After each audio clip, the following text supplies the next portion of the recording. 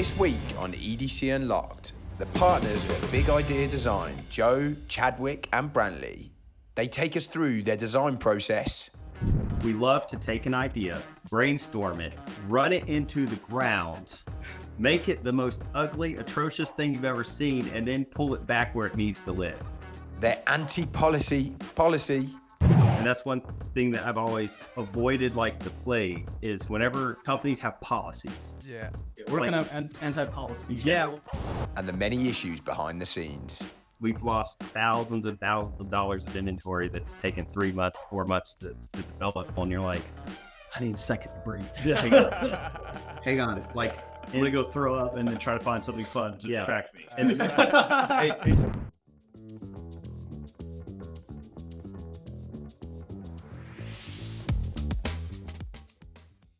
Hey guys, we came up with the idea for EDC Unlocked because we felt there wasn't anything out there that gave the EDC community the opportunity to hear the stories behind big names and brands in the space, whilst also giving them the chance and the opportunity to ask the questions that they've always wanted to ask.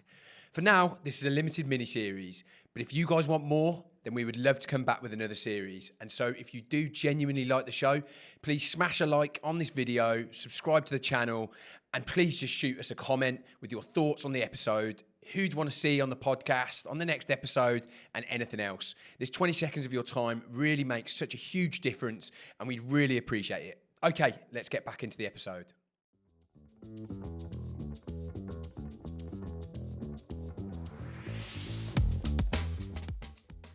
Welcome to EDC Unlocked, and today I'm really happy and excited to have on the show founders of Big Idea Design, Chadwick and Joe, and also we've got Brantley, who was one of the first guys on board with Big Idea Design right at the beginning. So super excited. They've come mob-handed, so I'm a little bit scared today. Like 3 of them, all dressed the same.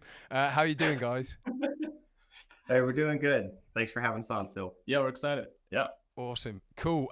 Look, you are a brand that is well, we look up to in a lot of ways. Like, you were requested a hell of a lot by our own audience, and had a lot of like weird and wonderful questions for you, and like just the way you guys take a concept that can be so. An area that can be so simple, like pens, watches, and just put such a unique spin on it that creates this kind of that just creates this excitement around it, is just super interesting and inspiring to us. So you've been a brand that we've like looked at from like the beginning of our journey as well. So really happy we could get you guys on. So excited to get into it. It's good. Yeah, we're happy to be here. Cool. So if you guys could take us back to before you even came up with the brand idea, what were you doing before then? Did you have a normal job? What were you doing? What was life like before then? And how did you actually come into coming up with the idea for the company? Yeah. So we actually met in China, and we were having normal jobs, it was in China. He was there working there for three years. Yeah, 3 years. Yeah. And we met there. We became friends. We started spending a lot of time together. We both just, kind of friends hanging out and having ideas. Let's do something together. So we actually started doing kids furniture first. Did that for about 2 years. And that was a failed business. Yeah. Yeah. We kind of pivoted over time. Like just handing out kids furniture. There's a lot of challenge things about that. Big item, hard to ship. You need a big warehouse to do the inventory. So over time, we kind of pivoted into like smaller items that what we like and we actually care about, that we can use. We think is cool. And the EDC just over time become kind of our thing. We didn't plan to build this into an EDC company, to be honest. We started with pens, and over time, kind of oh, this is actually a thing. Like the stuff we make, like people like it, and we like it. We carry it every day. People carry it every day. Oh, there's actually a community called the EDC community. We kind of just discovered over time. So kind of just build based on that. So to the company that you see today. we're kind of still focusing on EDC, what we can carry every day, what we like, what we enjoy out of that. So yeah.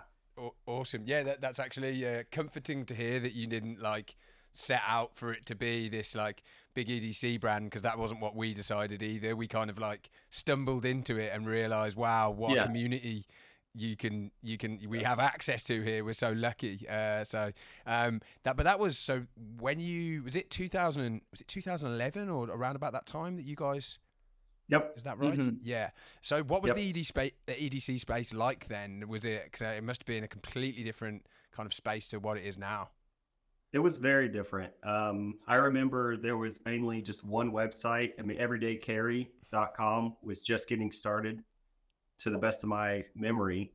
And that was like really the only place that you could go and like share what you're carrying, and you just post it there, and very much a feed style, like you post it, you tag it, but nobody was taking like glamorous pictures of their EDC or, it was all just like straight iPhone, here's my stuff. And then people would tag it of what it was and be like, hey, what is that thing on the second from the left, and then you'd be like, oh, it's this small maker who's doing this cool thing. Let me share it with you. And they're like, oh, great, thanks. So it was really community based. It wasn't like some people call it pocket jewelry, or adult show and tell now. It wasn't really, it was pretty much just how you would think an interest or a hobby would start with people. It's like, hey, I'm just going to show this to you because I like it and I think it's neat.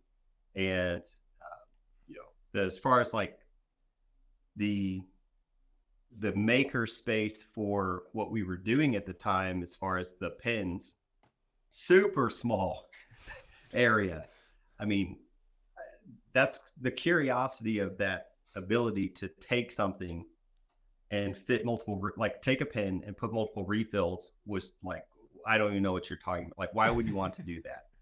And for us, it's always been based out of a curiosity. Even when we come out with a different edition of what we're doing, that curiosity is still there, in the fact that what can we do next? What can we do to improve this? What can we do that hasn't been done yet in this exact configuration?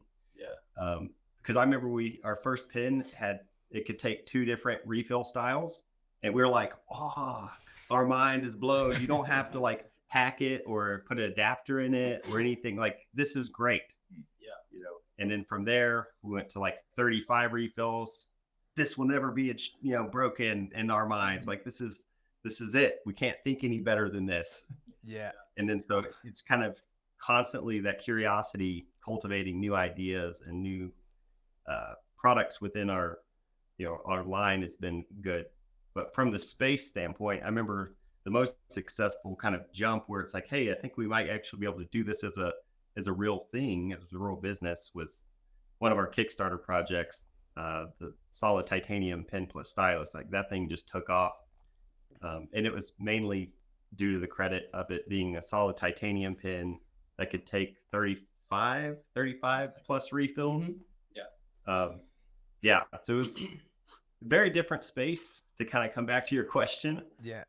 But it wasn't intimidating at all at the time. It was just, it was so new for us. It was just very welcoming. If, we could just email like major blogs at the time and just be like, hey, we're these guys, we have this Kickstarter project, and if you'd like to share it, here's a Dropbox link of all the images, and it would usually get picked up. Mm-hmm. It wasn't a whole lot of kickback or feedback, or no, we don't do Kickstarter promos. And it's kind of before a lot of people have burnt the bridge on Kickstarter of not fulfilling projects. Like, we always were like, no, if we always fulfilled the project, so people had a lot of trust in us on that platform. Mm-hmm.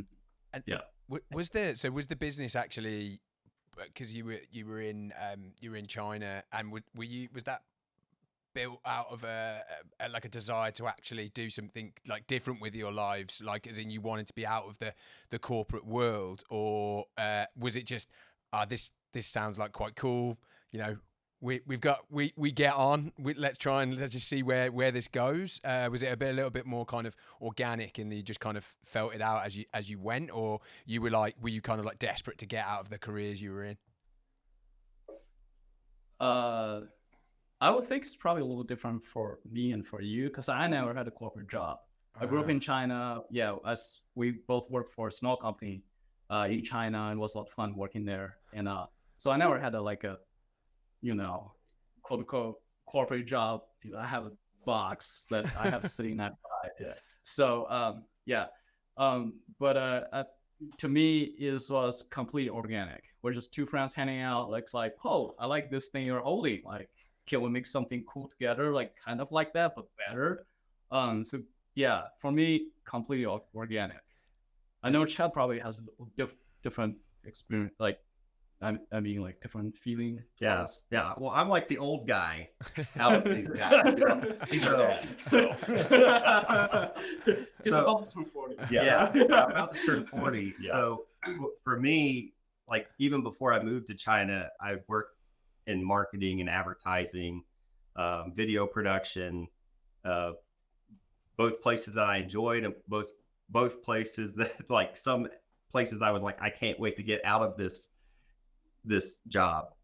So kind of coming from both good experiences and bad experience, like I always knew that the more that I could just do the projects that fueled energy and excitement, that's where I was ultimately wanting to be. Mm-hmm. And I don't know if that answers your question, but I think it added to the fact of like, if we can like build something together that it doesn't feel like we're working every day, Mm-hmm. it feels like we're creating collectively. Yeah. And getting to have these curious questions answered of, is this possible? Can we do this? What do we have to change to make it happen? That's really rewarding. And we would see instantly the feedback without all the committees, without all the focus groups, without all the other things that I've had to be a part of, where, like it ultimately takes a wonderful idea. Too many people are at it, and it just becomes this project you're not even excited about anymore. And now you're like, let's push that through, and maybe the next one will feel that excitement for me. Yeah. Mm-hmm. Yeah, it gets compromised to death. Yeah. And I gotta say, the more we do this, the more it feels like a game now. Like most of the time, I just feel like a little kid playing. Make something cool that I like, that our people appreciate. I get joy out of that. It really just feels like a game. It's a game you can't stop playing. That's the weird part. But if you love the game, it's a really fun game. Yeah. No. Totally. Yeah, we just play a video game around here. Yeah. VR. And VR. Metaverse. And when did Brantley come to the when did you enter the picture? Like, how did you rope him into this new company? And like, how did you guys meet? Yeah, so we actually so I've been with the company right at 4 years as of just the other day.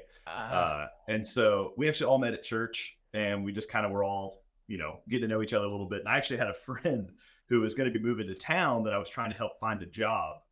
And so another, mutual friend of ours told Chad that I had a buddy looking for a job. So he starts texting me about my friend. And the more we got to talking about the job, I was like, I kind of want this job. I was like, this sounds pretty fun. Like, I think I would like this. So my wife was half asleep on the couch. And I was like, honey, I think I'm going to take this job. She's like, what? Let's talk about it tomorrow. I was like, okay. So yeah. So anyway, long story short, I was like, I think I want this. So Did the offer ever reach your friend? Yeah, that's what I was no, thinking. he never knew about it. Yeah. I was like, Yeah. suddenly his friend just became this this unemployable degenerate. It all worked out. He got a cool job he really liked in Chicago. It was all fine. He ended up never moving here. Anyway, sorry to hear it. Yeah. And so, I come from a background of in-person sales. I did musical instrument sales. I worked for Guitar Center for almost 10 years. And we did, so I did in-person sales for different types of gears. I did like recording equipment. So we were just joking, I know the model of your microphone. And so I worked with music equipment. and just people in general. And then I also work for churches doing music and production. So, so I have a little bit different background, but it all kind of comes back to a love for equipment, like a love for gear.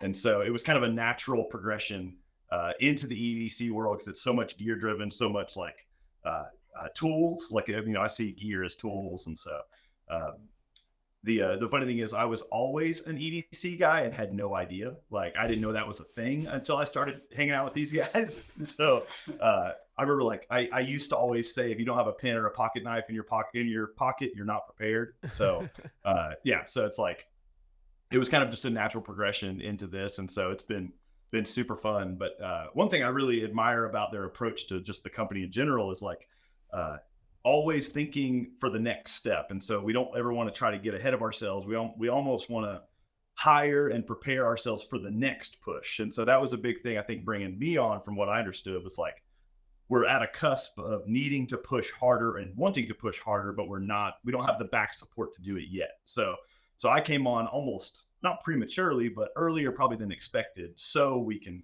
advance the ball and push harder. So, and I've seen that across the last, I don't know, 8-10 hires we've done over the last couple of years. Yeah. So it's almost like when the new guy starts, there's not quite enough work for them, and then give it 3 months and they're swamped. So yeah, so it's been a really cool progression. And so we've seen that as we've hired and built and grown. And so kind of a philosophy we've taken on, which has been really cool.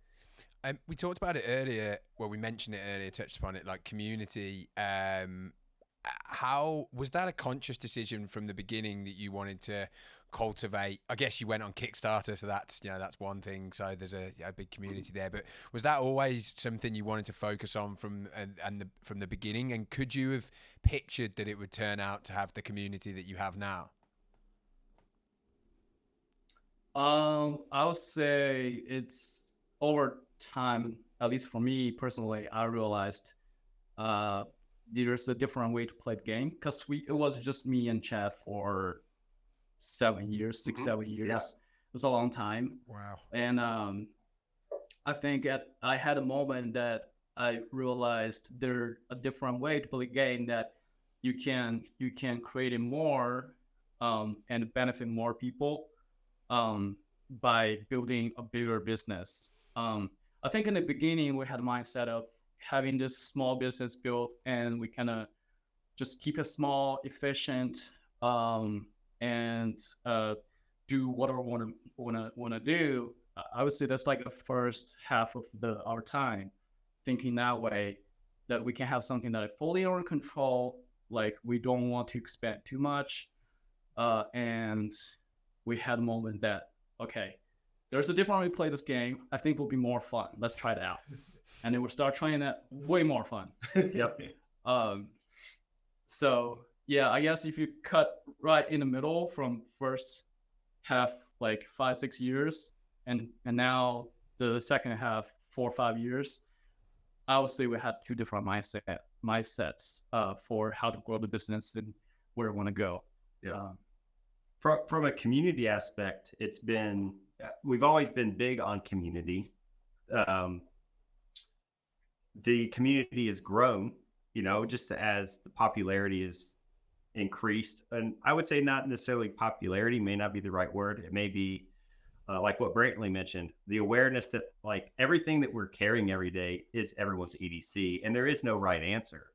So it's just what works for you and what helps you in your day to be successful through that day without having to stop and go back and get something else and waste your time and back and forth, right?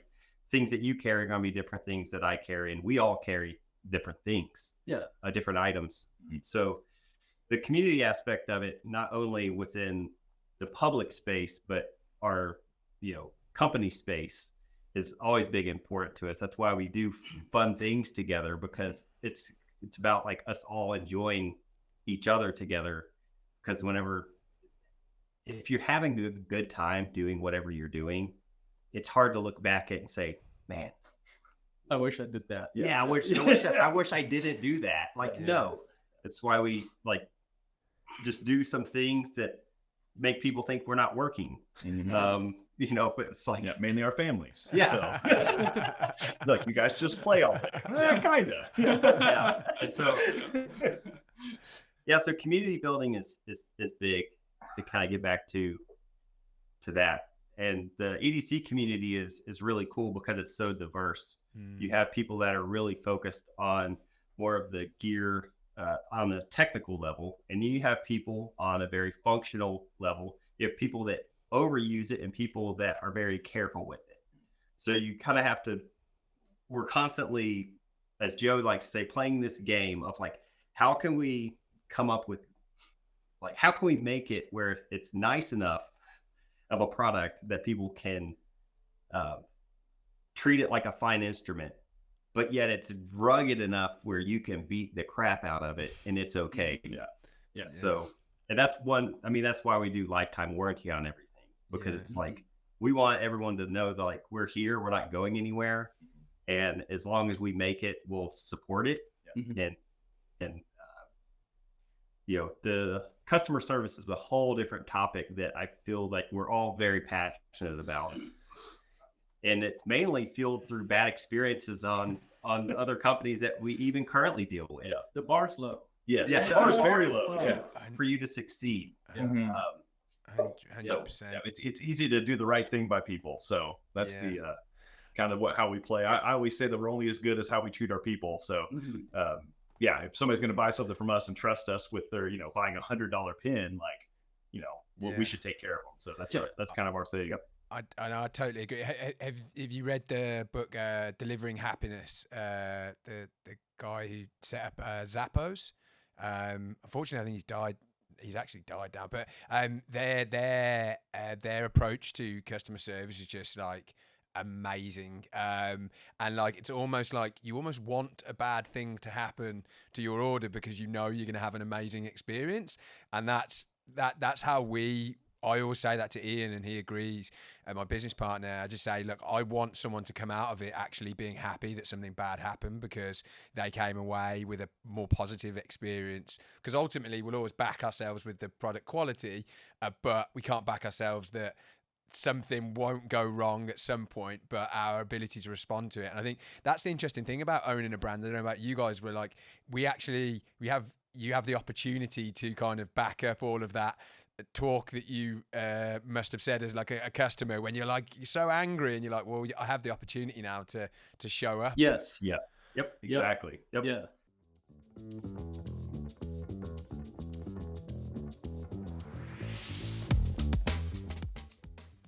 Hey, Phil here, co-founder of Home & Hadfield. Just interrupting the episode to let you know about something truly special to us.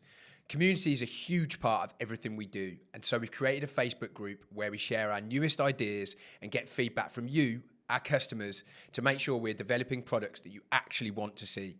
In return, we give away free products regularly. We're probably giving away a free product right now, and huge discounts of up to 35% on all product launches. Whilst this began as something fairly simple, it's grown into an amazing community of like-minded people. And so if this sounds like something you could be interested in, I've left the link to the group below in the description. So come join us. It's free, and you never know, you might enjoy yourself. Okay, back to what you came here for, the episode.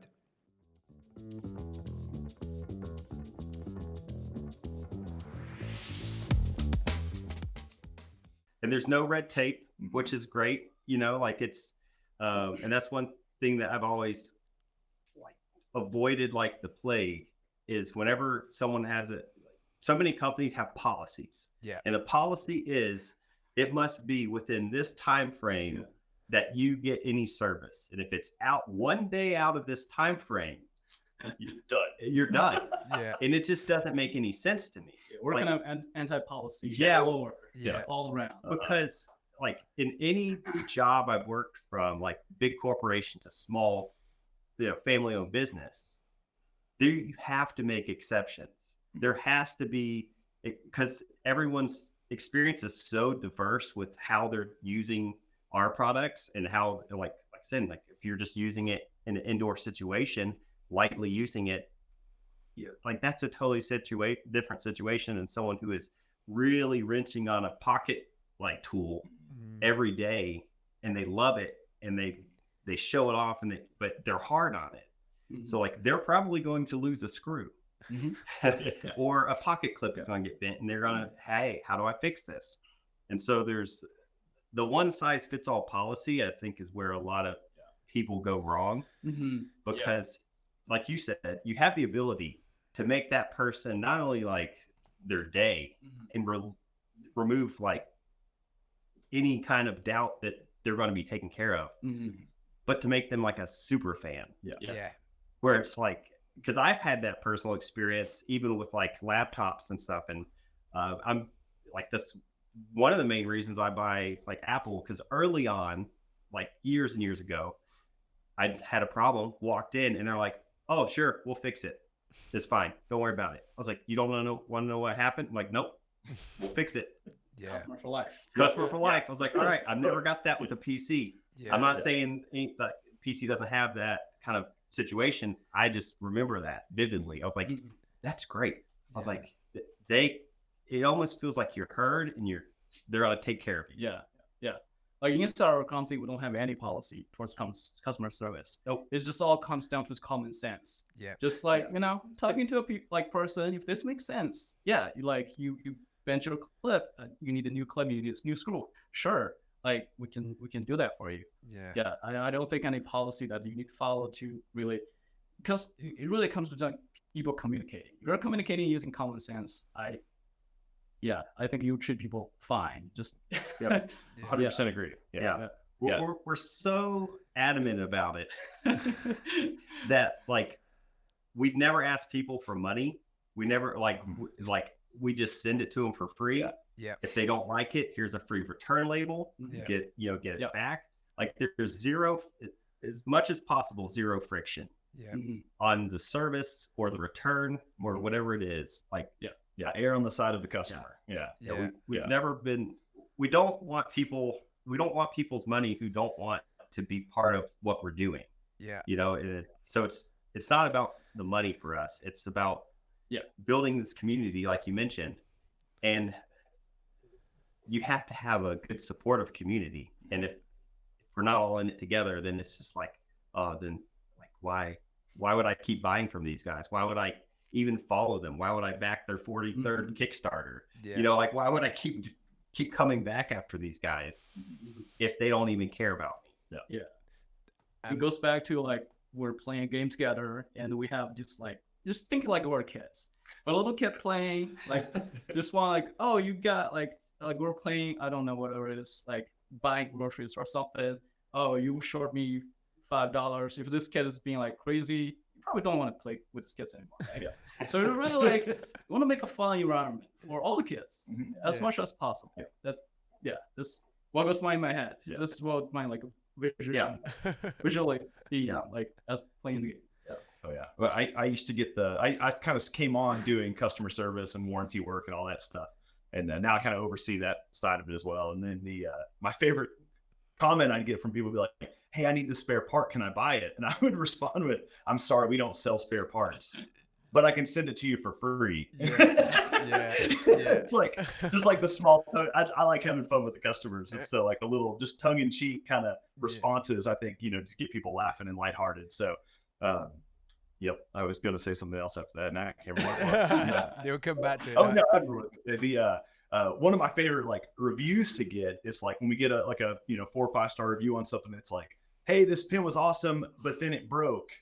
But then Tyler reached out to, I reached out and Tyler got back to me and fixed it. It was awesome. And he was great. And customer service is awesome. Like I would rather have that review than like, this thing's been fine since day one. It's nice. Like I would rather be like, I had an issue and that company had my back. Like I would rather hear that review than, a real world, like, not to say our stuff is going to break, because it won't. So all the viewers at home. So, but if there ever is an issue, that's such an important thing to us. And so, making sure people are taken care of, in the long run. So agreed. So were you guys taking care, like just the two of you doing customer service for 7 years on your own? Yeah. Pretty much. Yep. Yeah. Oh my God. I would have it's gone out of my mind. I did it for a year and I begged in just like, we need to hire someone. I can't do this anymore. Wow. That's impressive. 7 years. Crazy.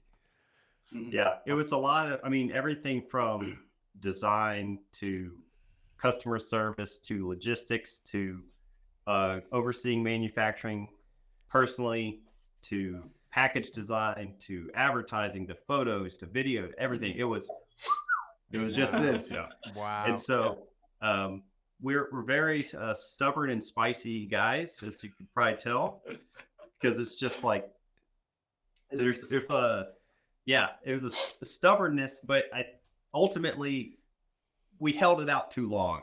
Because it's been way more fun and way more enjoyable since adding more people to join in with us, because it just adds to this community, this dynamic that never existed at the level. It was there, but it didn't exist as good of a level as it was when it was just us, I feel. Mm-hmm. Yeah.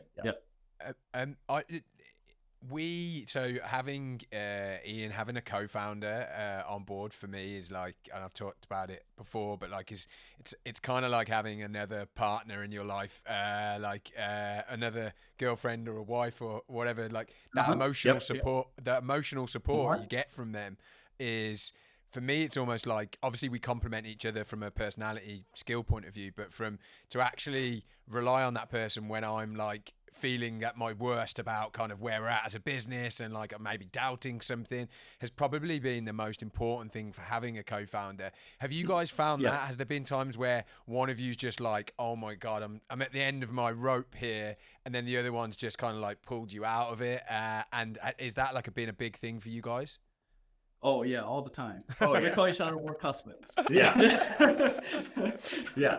What's interesting about us is we all get along super well, but we're all very different in how we approach things. Yeah. Like from the day one, I can pick up something, and this is how I use it with my right hand, theoretically, right? I give it to Joe, say, what do you think about this? He will use his left hand. I'm like, why are you using your left hand? He's like, why are you using your right hand? And so like we've always had this like very positive collaborative tension that also goes into what you were mentioning, where if I'm having just bummed out because I'm hammering out customer service and I feel like, oh, everyone hates us and the screws are falling off of this one thing, and I've just like had to send out 3 today, and it's like, oh, how many more are coming? Joe's like, hey man, it's fine. You realize how many thousands we made and we have 3 screws falling out? Like that's it's within the ratio. The ratio is like okay. 0.2%. It's actually pretty fantastic if you look at it from the overall picture. I know you're in the weeds. I know you're down there hammering it out, and so yes, that's incredibly helpful. And I think that's why it's so powerful to work with people that can see things different than you. At least for us, like that's the extreme strength of what we have.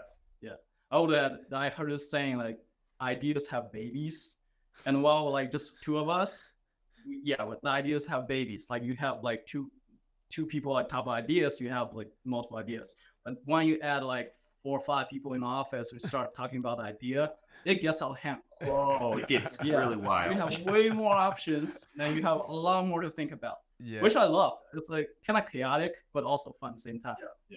Awesome. From a design standpoint, coming off what Joe's saying, I think there's this pattern that we have. We love to take an idea, brainstorm it, run it into the ground, make it the most ugly, atrocious thing you've ever seen, and then pull it back where it needs to live. But without pushing it beyond that boundary of like where it should be, there's that curiosity of like, well, what if we added this feature? What if we added this feature? What if we added this feature? All good ideas, but maybe not for the one application that we're trying to create a new product line for. But that's what's fun about the idea, is just growing and getting ridiculous most of the time. Is it pushes us to the point where like we have over designed the idea, and then now collectively we can be like, okay, what's our real goal with this? Like, okay, let's pull it back. Now it looks like something BigiDesign made. Now it looks like something that we would actually carry. Now it's in a good spot, but until we push it into that obnoxious space, we don't know where the limit is. And I think we kind of like, that's just part of how we think, like get all the ideas, Yeah. throw them on the table. It's going to look horrible, and then we'll pull it back. Yeah, you got to get the bad ideas out for the good ideas to come. Yeah. Right? Yeah. Agreed. So, I'm conscious of time, so I want to get into some of that. I've been very selfish. Right. I've gone into only Go my for it. questions. I might have more questions, but let's. I also like that you get some people that ask like quite like broad questions that a lot of people want to know the answers to, and then someone asks like really like, I don't want to say selfish questions, but they really want like a very specific thing from you guys. So I'm going to mix it up. But will you ever release a multi-tool pry? Multi-tool what? A multi-tool. A multi-tool pry. Multi-tool pry. Yeah, sorry, that's my I accent. mean, there. technically, I guess the TPT is a multi-tool with a pry tool. Okay. But yeah. Okay. Yeah. Fair Then enough. we'll have 2 pry bars. Yeah, we have another pry bar. We'll have full-size pry bar. We'll have mini pry bar. Okay. I guess if you're talking about Swiss Army knife kind of level multi-tool, probably not anytime soon. Okay. Because there's a whole different thinking of like from even either engineering and like aesthetically carrying. It's almost kind of like a different industry. Yeah. yeah, I'd say the answer to that is there's nothing currently going in that direction. Yeah. Yeah. I like it. I maybe the same answer for this as well. Have you ever thought about a fixed blade or folder knife for the lineup? Oh, we love a good fixed blade. Yes. Yes. So the answer is absolutely. Yeah. The answer Okay. is stay tuned. Okay. Awesome. So there's some large announcements coming. Okay. Well, actually, someone. I mean, there's a lot of questions saying, "What designs are you working on? What's the next big thing?" I guess you've kind of hinted at something there. Is there anything else? Anything else you could add that you want to like tease the audience with? Yeah, we are currently setting up a US based CNC shop here that we own. Oh wow. So we're buying machines. We're sending people to like be trained for these specific machines, and we're looking to set up something here. Yeah. The first machine may have been delivered about 3 hours ago. Oh, okay. May or may not. I cannot confirm. So That is so cool. Yeah, we weren't there. We were setting up for your. we were here. Yeah. Oh god. Well, you've got your priorities in the right place, so I like it. For you guys, you do some really interesting collabs. You do some interesting collabs with brands, but then also we're speaking to Jeremy Sears. You know, you did a collab with, you know, you work with him, kind of producing products for him. Like, what for you guys? What's the key to a good collab? I would say the chemistry of the people that we're working with. So like you mentioned, Jeremy, all of those projects that don't really have a place on BigiDesign, but we still want to work with cool people and people that we love working with and help them bring their ideas into a physical form that they can offer as a unique thing. All that lives over off of a site that we call Exclusive. And so, I mean, you put it in the show notes if you want or not. It's just the exlsd.com. And so, like, work with Taylor Martin from Best Name EDC, work with Jeremy, work with some other YouTubers, Bourbon Junkies. Founders. Yeah. Anders Erickson, Becky, and Chris. These are all, like, people that, like, these are cool people. And I know they have some great ideas. Is there a way that we can, like, just be that kind of, be that part of their process where they don't have to figure out manufacturing. They don't have to figure out the logistics of it because it's something that we've already worked through over a decade. Yeah. And so make it as fun as possible by removing all that friction of, I have this idea, I want to offer it, I want to do something unique. So that's the space for us to do it. But the real catalyst is, you know, more of an invite only situation. With that, it's like we don't open it up to the general public. It's because we want to keep it fun, we want to keep it exciting. We don't just want to turn it into like a job shop. We want to have it really fun. Yeah, have a good working relationship with the, you know, I'll use the word client. Yeah, but we always say that, like, let us do what we do well so they can do what they do well. So, be creative and push content and kind of build their brand per se, where we can manufacture, we can handle logistics, we can help with packaging, that kind of stuff. So we play to our strengths, they play to theirs, and kind of mutually beneficial. What are all of the things that you would like your products to deliver on when you're coming up with a new? What are the things that kind of you have to tick off for you to actually go live with a product? I would think it just needs to be something unique. Like, there needs to be, like, we don't want to cookie cutter kind of anything. There's the places for those things, like, shirts and hats and laser glassware, that kind of stuff. Like, a lot of our clients like to do something similar there. But when it comes to like a full-blown custom product, it's like, think outside the box of what's available now. Like, let's not just recreate something somebody else has already made. Let's make, do something our own. Let's change it. Let's make it, worth going after, I guess. So, something that we get excited about. Like, we rarely want to make something we're not excited about. So I guess that's probably the main checkbox we would put something through before pursuing it. Yeah.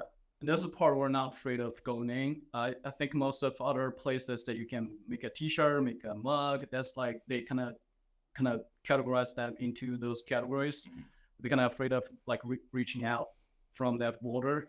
But we're comfortable with it, or we want to make something unique, something different from what the market offers. So we're willing to go there and we have fun. So I guess that sets us apart from the other, printable or other websites that, do merch. Yeah.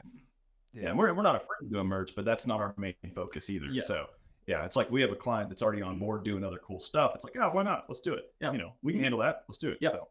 But you mentioned Jeremy. I mean, he has a glass flask that came to my mind. He approached. He's like, hey, I want to make a glass flask. I want it to look like this. I want it to be this size. I want it to have this type of a brass cap. We're like, all right, noted, noted. So part of it is, like I'm saying, like, taking what they're excited about gets us excited. If they're excited, we're usually excited, and vice versa. And there's always this part of the process, right, that creates this. You have to change it at some point, manufacturing wise or adjustment. But I think that's enjoyable for them, that we just help guide them through it and educate them through it without them having to actually feel the pressure of dealing with 7 different factories or 7 different vendors in order to pull this idea together in the exact configuration they want. So, and most of the time, once those type products hit our shop, there's another, few steps to even get it prepared and ready. So we even have a few team members that kind of just focus on product development, I guess, before it's ready to ship. And so there's a whole another assembly and packaging and warehousing and all that stuff to go to. So there's a lot more logistics than I think most people would think about when you come into a custom product like this. So I can't even imagine how you do it. Even it boggles my mind because of how we the way our business is. So so someone's asked, you did talk about it earlier, kind of the beginning of your journey, but what was it actually that pushed you to go into the world of pens, like, specifically? Why was that your entry point? It came out of a mistake, actually. we made this tool called PHX tool. Wait, PHX1, which stood for our last names, Parker, Huang, and X1, because we couldn't figure anything else to call it. So I didn't even know that. So that's funny. So we called it the PHX1, and we were trying to play with this idea of combining things, right? Like innovating. Like, I like to write, but also like to kind of cut things out at the same time. So can we combine an X-Acto knife with a pen? It came in a nice wooden box and had a lid that works as a ruler. You slide it in. So it's the whole thing works as a tool to start with. And then the manufacturer messed up the threading on the back of the X-Acto knife part. So we ended up couldn't using the ones already made. So we're like, what if we chop it off, just sell this as a pen, or make a new batch for the store? Yep. So we did that, and the pen sold 3 times better than the original tool. idea. Oh my God. So we're like, oh, people just want a pen. Yeah. They just want a nice, high quality pen that they can put, at the time, like I mentioned, 2 different types of refills in. Yeah. Mhm. It was mainly built around drafting at the time, as far as the weight of the pen and the design of it. Yeah. So from there, like, I personally started to get into the rabbit hole of pen refills and what the difference was, and then started following different podcasts and websites at the time that were very like pen focused. And so it kind of got us interested in, as outsiders, what can be done with this space that has not been done. Yeah. And once again, I feel like the bar was pretty low, because most of the people that were in the space were just into collecting other pens that were maybe, like you collect baseball cards. They're already out there, but can I just expand my collection? And no one was really at the point where they were like, I want to do something new with this. I want to take an object that, like you mentioned, feels simple and keep it looking simple, which is a big challenge, but it's real easy to mess something up and just keep adding to it. Yeah. But internally, make it where it can be very user friendly. Yeah. And nobody has done a titanium pen by the time we were thinking about it. Yeah. I think we were the second titanium pen project on Kickstarter. On Kickstarter, yeah. Yeah. And the first one launched like a week before we launched it. Yeah, that was defeating. Yeah. But we ended up having bigger projects. So yeah, we ended up crushing it. So it was kind of a nice reward to, like what you mentioned, like you got to keep going. Kind of like you have to encourage each other. Like, hey, it's fine. Let's just launch ours, see how it goes. Yeah. What would you say? Just jumping back into my kind of questions, just I think this is kind of interesting. Just have you ever had times in the business where you've thought, really, really doubted where you at, like really tough times where you're like, okay, I don't even know if we can keep going, and maybe you didn't get to that point, but it was kind of like dark times where maybe some people might have given up, but you were like, you believed in it that much that you carried on going. Because I feel like there tends to be a lot of that in business stories, particularly when you've been going for as long as you guys have. Yeah, absolutely. I think I still think about that every day. People get tired. I get tired, and sometimes it's just like, oh man, I don't know, like how long I'm gonna keep doing this. But second day, like, come here, have fun. It's like, man, I can do this forever. I think it's normal and it's just human nature. But I definitely think about that from time to time. But as long as we're doing it here, I have a lot of fun and kind of just goes away. Yeah. So to me, I would say some of the darkest days are probably things that are just out of everyone's control. I remember specifically, we've lost thousands and thousands of dollars just in the mail. FedEx, and I'm not picking on FedEx. we've lost things from every carrier. All carriers, doesn't matter. We've lost thousands and thousands of dollars of inventory that's taken 3 months, 4 months to develop. Because nothing we do outside of the refill is like an off the store part. Down to the thread is machined to spec. Everything is completely custom from our design. Like, we don't like go buy screws from just a screw place. Like, no, it's like, here's our design. This is the screw. This is the pitch. This is the everything, right? Yeah. This down to the spring. Yeah. Down to the spring. We make our have the springs made. It's not like, oh, this will work. Let's just buy a lot of these. Yeah. So whenever you go through all that effort and it's just lost in the mail, and you're like, I need a second to breathe. Hang on. Like, I'm gonna go throw up and then try to find something fun to distract me. And the mail carrier's like, we will give you $100 or so back per box. You're like, that's not the agreement. And they're like, well, that's what you get. Yeah. We're like, oh, I need to take a day off and just think a little bit.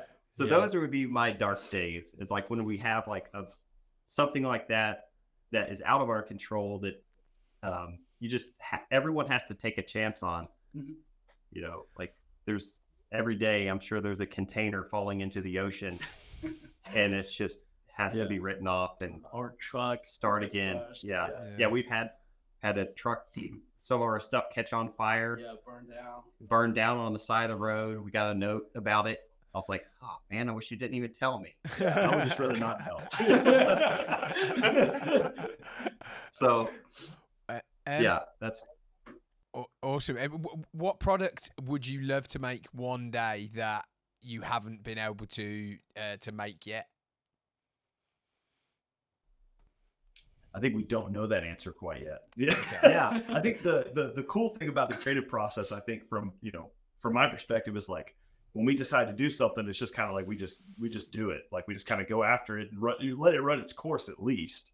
And so to see if it's something either A, feasible, or two, it's like, is this something marketable that we could actually do? So so I would think I'm sure there are those things, but I think our day-to-day process allows us the chance to kind of chase those rabbit holes at any given moment. And so it's kind of a hard question, I think. So, so if that answers the question at all, but yeah, no, well, someone asked it, so yeah, hopefully it can. I think it will answer it for them. I guess from when I think about it from us, we tend to get a lot of like unique requests, and we're like, oh, that'd be so cool to do it, and we just add to like the huge list of things that we want to do, but just can never get.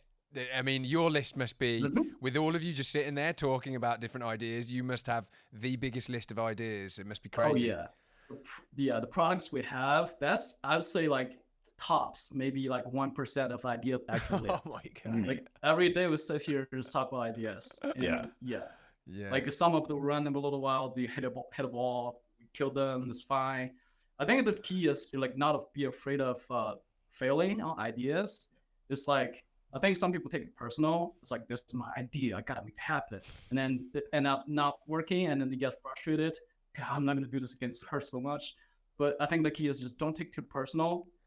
It's just ideas. Ideas flow out every day, and if it fails, and we'll get to the good part after we get rid of the bad part. So we're not afraid to spend years working on something before it actually feels right, and we've done that with like pocket knives and stuff designs. Like these ideas have started, I mean, almost 4 years ago on some of the things that we've worked on. And it's just like, I can't even count the iterations of prototypes and samples. And it's just like, I like it, but I don't love it. And so until we all love it, it's not going to see the light of day. Like it just has to be something that we are fired up about, because when we're fired up about it, then it feels right. Yeah. We have a project on Kickstarter created like 9 years ago, and we're about to launch. And at last minute, we're like, still doesn't feel right. It's still sitting in our Kickstarter profile. It's still there. 9 years. Yeah. It's still there. And Joe was he's like, man, look at this. He's like, we look like babies. Come over here and look at this project. I'm like, yeah, it's still there. Like the video was done. The page was done. It was ready just to hit. It was already approved. It was just like published. And we just like, nope, not ready. Doesn't feel right. Doesn't feel right. Let's move to the next one. Yep. Wow. You guys let's breathe. Yep.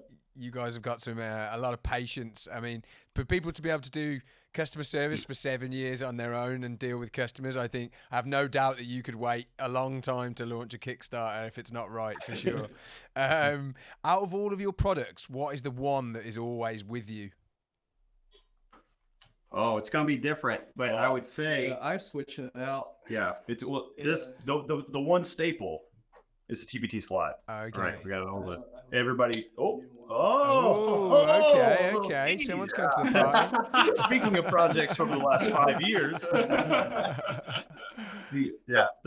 what Joe just showed, we talked about my very first day, and it has not been released yet. So, wow, okay. Yeah, it dates back to 2018, I think. So, okay, so it was definitely a slow burn. Yeah.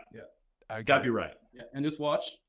Oh yeah, the watch. We all wear the watches. Yeah. And it's just out of from a design standpoint, it's like we made the watch that we wanted. Yes. Yeah, I love it. I love looking at it. So, Yeah. There's no focus group. There's no like, well, what do we think would sell better? No, it's like, no, let's make a watch that we're like, that's what I would buy personally. Like, that's what I want. Yeah. And that's where most of our ideas, why it looks the way our product line looks, because it's like, no, that's how we want it to look. Mm-hmm.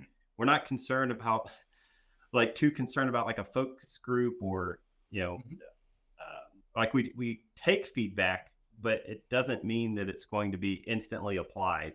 It may be considered for a different version or a different series, but there's certain things. It's the beauty of, what we do is like, well, we can just make things that we love and make a choice we like. make what we like. Yeah. And it'll be great. It's a lot more fun that way. What is most important for you during the design phase, practical or minimal? I think they're both the same. Oh, you can't if something's say overdeveloped, if something is overdeveloped and overdone, then it's not practical anymore. So minimal makes it practical in a way. So I guess just letting the product hit the mark. I think whether it's a big bulky item or a small item, I think as long as it's functional and does its job well, then I think they'll, it makes it practical. So that was a clever answer. Thank you. What is your favorite pen refill? Favorite pen refill? For me personally, it's just what comes in the refills, and that's why we picked it. Specifically Schmidt P900. That's my favorite. I like the 900 and the 950, either one. So I like the Jelly on the Schneider. Yeah. Mm-hmm. So it's just all preference, and that's what that's why we design the pens the way we do, because it's like, no, you're wrong. I like this refill. And you're like, well, that's fine. You're wrong. I like the other refill, and they all play well together. So they all work. Would there ever be a multi-use titanium wallet in the future, one that is capable of holding cash, cards, and still be slim? Wallet. We've gone back and forth on wallets a lot. We have a general idea. Yep. Want to go. The design still in works. We have to see if it's gonna work on that. Yep. That's one of those slow burn products. Yeah. So the answer to that is maybe. If we love it, it will be released. We'll see. I'd love to know what a fast burn project like. If you guys all agree on a concept, how quickly could you get that to market? I think the fastest one I've seen is the pry bar. Generally came from me making a joke to Joe one afternoon. He was like, "Hey, we need to stock up our mini pry bar." I'm like, "Hey, go ahead and order the full size while we're at it." He's like, let's draw one up. And about 10 minutes later, we had a rough sketch. And the next day, I think we had a 3D model. So we made like 2 little tweaks, checked another 3D model out, ran a production sample. We're like, sweet, let's do it. Yeah. So I think that was like idea to a model ready 24 hours. I'm talking about like product ready. Oh yeah. What, like 4 months? No. Oh, like ready to ship? Yeah. Oh yeah, about 4 months. Yeah. It's about as fast as you can do it. Yeah. So that's crazy. Yeah, it was a simple product. Obviously, it's a pry bar, but we took our spin on it. We made some tweaks. We adjusted the size, whatever. So, but it really, really well received. Back in stock pretty soon. Like I said, I have a sales background. Do you guys have an Apple Watch strap in the works? No. We have BigiDesign watch straps in the works. Yeah. Okay. We're very analog watch.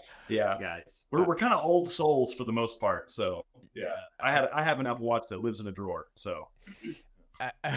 Do you? Where does the inspiration for your products come from? Do you try to solve daily issues you face yourself, or do you try to follow trends? I think I know what the answer will be.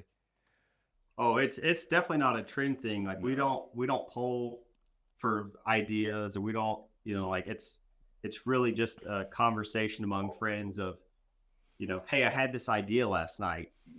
What do you think about it? And then we kind of work through that creative friction that will come up through those designs. And then play devil's advocate to help strengthen the idea.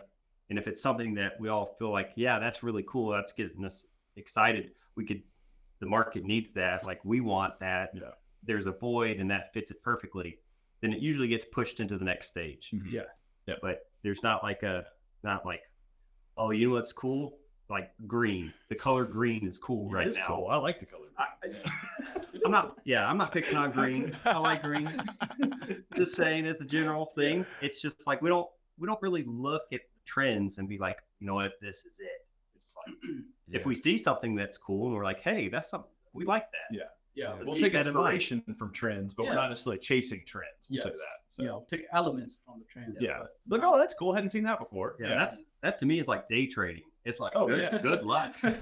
Good luck. Yeah. You know, I mean, by the time you're ready for production, you've missed it, right? So, so I think timeless is our approach. It's like modern meets timeless is a great way to what I like to say about our products.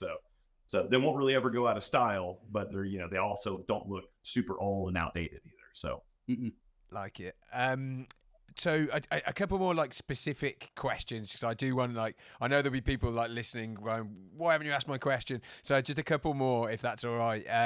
So have you got any new screwdriver designs coming? I would love to find a simple one where you can just store all the bits inside with a cap on top.